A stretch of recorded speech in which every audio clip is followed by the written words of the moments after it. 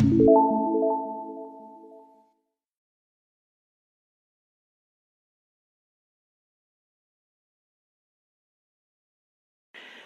Students, welcome to my channel mathematics hub. तो आज हम पढ़ेंगे crops of Jammu and Kashmir. ठीक है, तो crops of Jammu and Kashmir को मैं पार्ट्स में करूँगा क्योंकि बहुत बड़ी पीडीएफ बन जाएगी और वीडियो भी बहुत बड़ी बनेगी, इसलिए मैं थोड़ा पार्ट्स में करूँगा। तो आज हम सिर्फ 2 इम्पोर्टेंट क्रॉप्स करेंगे। पहली आती है राइस और दूसरी करेंगे वीट। ठीक है, तो राइस जो है ऐसी क्रॉप है जिसे हॉट एंड मॉइस्ट क्लाइमेट चाहिए होता है और पानी की रिक्वायरमेंट हर 15 डेज़ के बाद इसको होती है। अब बात करते हैं और क्या क्या रिक्वायरमेंट है इसकी।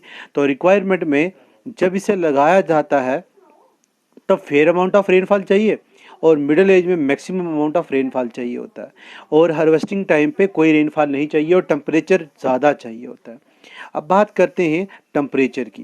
टेम्परेचर की बात करें तो एवरेज टेम्परेचर जो है 25 डिग्री सेल्सियस होना चाहिए। जिन जगहों पे 25 डिग्री सेल्सियस टेम्परेचर होगा तो वहाँ पर पैडी या राइस की बात करें तो वो ज़्यादा लगेंगी। अब जैसे बात करें कश्मीर की तो वहाँ का टेम्परेचर 20 डिग्री सेल्सियस रहता है, जिस वजह से वहाँ पे राइस ज़्यादा होते हैं और जम्मू प्रोविज़न में कम होते हैं। ठीक है, अब बात करते हैं सीजनल पैटर्न की। सीजनल पैटर्न की बात करें तो ये एक खरीफ क्रॉप है। खरीफ क्या होती है? खरीफ ऐसी क्रॉप होती हैं जो गर्मियों में लगती हैं।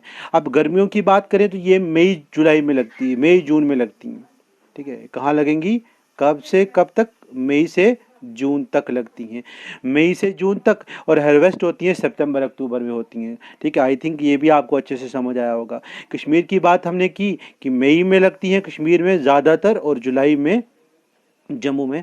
अब बात करते हैं आगे डिस्ट्रीब्यूशन, कहाँ कहाँ क्या क्या होता है। तो राइस जो है ये ग्रो होती हैं district of Jammu and Kashmir में। कौन कौन सी में? जम्मू हो गया, कुपवाड़ा में, अनंतनाग, बारामूला, श्रीनगर, पुलवामा एंड कठुआ। इन जगहों पे राइस ज़्यादातर होते हैं। तो ये डिस्ट्रीब्यूशन में आ गए। अब आपके लिए क्वेश्चन छोड़ रहा हूँ, मतलब आपके पास आपने ये क्वेश्चन ढूंढना है कि लार्जेस्ट प्रोड्यूसर डिस्ट्रिक्ट जो है हमारी कौन सी है और सबसे कम प्रोड्यूस करने वाली कौन सी है, ये याद रखें। ठीक है, और वो कितनी प्रोड्यूस करती है याद रखें, और टोटल टन्स में कितनी प्रोडक्शन होती है।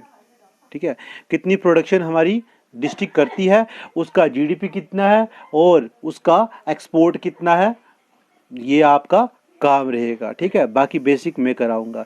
इन जम्मू प्रोविंस राइस जो है कल्टीवेटेड होते हैं आउटर प्लेन्स में, जैसे कि दून रीजन हो गया और वैली ऑफ भद्रवाह वगैरह। ठीक है, भद्रवाह में हो गया। उसके बाद बात करें कश्मीर में किन किन प्रोविंस में होती हैं, जो जगह झेलम प्लेन के साथ में जुड़ते हैं। ठीक है, या फिर केरवाज में, जो जगह केरवा की इरीगेटेड होती हैं उन जगहों पे ये लगती हैं, अदरवाइज नहीं लगेंगी। ठीक है, अब बात करते हैं, कुछ नोट है कि राइस लद्दाख रीजन में नहीं होता। राइस जो है लद्दाख रीजन में नहीं कल्टीवेट होते हैं।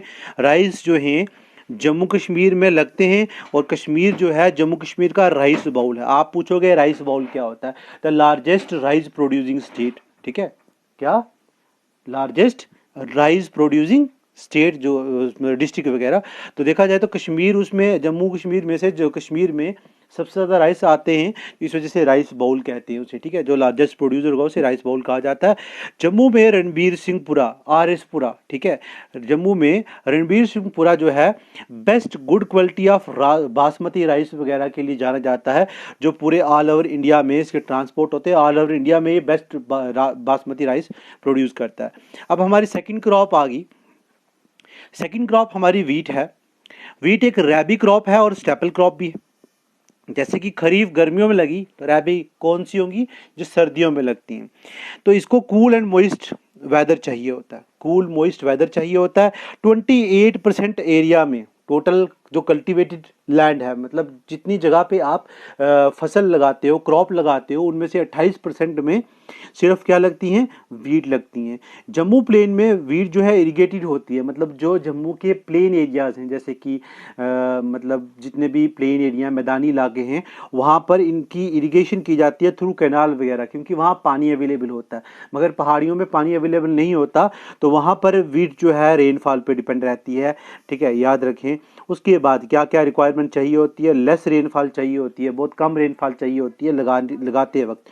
उसके बाद तो उसके बाद मिडिल स्टेज में मैक्सिमम रेनफॉल चाहिए होती है, और कटने के टाइम पे कोई बारिश का काम नहीं होता, और ना ही साथ में हाई टेम्परेचर चाहिए होता है, कम टेम्परेचर से काम नहीं चलता। ठीक है, अब बात करते हैं कितना टेम्परेचर चाहिए, कब कब चाहिए। टेम्परेचर की बात करें तो लगते वक्त 57 फ़ारेनहाइट होता है और 18 डिग्री सेल्सियस, मतलब इसके बीच में टेम्परेचर होना चाहिए। जिन जगहों पे इतना टेम्परेचर है वहाँ पर आप वीट लगा सकते हो और आपकी वीट अच्छे से लग जाएगी। और उसके बाद बात करें कटते टाइम, ठीक है, कटते टाइम 30 डिग्री सेल्सियस टेम्परेचर होना चाहिए। ठीक है, अब बात करते हैं रेनफॉल की। उन जगहों पे वीट हो सकती है जहाँ पर बहुत कम बारिशें भी होती हों, मतलब 20 to 40 इंच। ठीक है, मतलब हम बारिश को सेंटीमीटर में करते हैं, और जिसमें 20 to 40 इंच बारिशें होती हैं, ठीक है, वो वहाँ पर भी ये लगेगी। अब रिक्वायरमेंट ऑफ सॉइल की बात करूँ, सैंडी लूमी सॉइल। ठीक है, सैंडी लूमी सॉइल्स में ज़्यादा होती हैं बेस्ट क्वालिटी ऑफ सॉइल, जो सबसे ज़्यादा सूटेबल होती है इसके लिए वो है सैंडी लूमी सॉइल। और बाकी की जितनी भी क्रॉप जो सॉइल्स वगैरह उनके अंदर भी लगती है, ये नहीं है कि नहीं लगती, लगती है, मगर ये सॉइल उसके लिए बेस्ट होगी। ठीक है, अब बात करते हैं कुछ इंपॉर्टेंट नोट। मैक्सिमम वीट जो है कल्टीवेटेड होती है जम्मू एरिया में, कश्मीर में कम होती है। ये नहीं है कि कश्मीर में होती नहीं है, कश्मीर में भी होती है, लद्दाख में भी होती है, याद रखें। ठीक है, और जम्मू में सबसे ज़्यादा ये वीट जो है कहाँ पर होती है, कठुआ में। कठुआ के बाद उधमपुर आता है, उधमपुर के बाद राजौरी आता है। ठीक है, इन जम्मू कश्मीर डिवीज़न में लगती है, मगर ये मतलब जल पकने तक के लिए इसको टेम्परेचर जो चाहिए होता है वो टेम्परेचर अवेलेबल नहीं होता। मई तक टेम्परेचर जो होता है बहुत कम रहता है कश्मीर का, जिस वजह से ये पक नहीं पाती। अब उनको मजबूरी में काटना पड़ता है, क्योंकि वो सेम प्लाट यूज़ करते हैं पैडी क्रॉप वगैरह के लिए।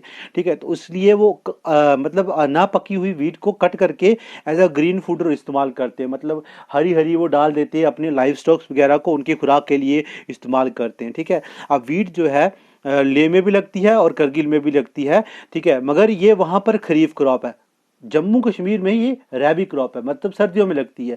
और लद्दाख में ये कब लगती है, खरीफ क्रॉप है, मीन गर्मियों में लगती है। तो सुरू वैली अपकमिंग टाइम पे ये वीट बाउल ऑफ लद्दाख हो जाएगा। मतलब लद्दाख में जितने भी जो वहाँ के प्रोविजन जो मतलब एरियाज़ हैं, उनमें से सुरू वैली में सबसे ज़्यादा आहिस्ता आहिस्ता प्रोडक्शन हो रही है वीट बाउल की, और आने वाले टाइम पे ये वीट बाउल बन जाएगा कहाँ का, लद्दाख का। अब बात करते हैं एग्रीकल्चर के बारे में थोड़ा सा और। आप जानते हो कि हमारा एग्रीकल्चर डिपेंड करता है मूनसून पे। ठीक है, मूनसून टाइप ऑफ एग्रीकल्चर है हमारा, डिपेंड पूरा उसी पे करता है, क्योंकि हमारी बारिशें जो होती हैं वो मूनसून की वजह से होती हैं, और ज़्यादातर एरिया हमारा जो है वो बारिशों की वजह से इरिगेटेड होता है। और जो मतलब इरिगेशन वाला एरिया, जो मतलब दरियाओं वगैरह से, नालों वगैरह से, चश्मों वगैरह से हम करते हैं इरिगेशन, वो बहुत कम एरिया है। ठीक है, और एक और बात, near about 70% directly indirectly population हमारी किसके साथ जुड़ी है, किसके साथ जुड़ी है, ये जुड़ी है एग्रीकल्चर के साथ, और डायरेक्टली इनडायरेक्टली वहाँ से अपना फूड गेन करते हैं। ठीक है, तो एग्रीकल्चर के साथ साथ में एक और चीज़ डिपेंड होती है इसके ऊपर, लाइफ स्टॉक। जहाँ एग्रीकल्चर है वहाँ लाइफ स्टॉक होते होते मतलब मवेशी तो होंगे, क्योंकि हम उनका काम लेते हैं, वहाँ पर उनसे काम लेते हैं और उनसे प्रोडक्शन गेन करते हैं और ज़्यादा, तो इसलिए ये उसके साथ में आएगा ही आएगा। ठीक है, तो मेरी अगली वीडियो में हम करेंगे क्या कहते हैं, हमारा बच गया मेज़। ठीक है, हम मेज़ करेंगे, मेज़ के बारे में जानेंगे और भी बाकी चीज़ें जानेंगे। ठीक है, इसके लिए भी मैं आपके लिए क्वेश्चन छोड़ रहा हूँ।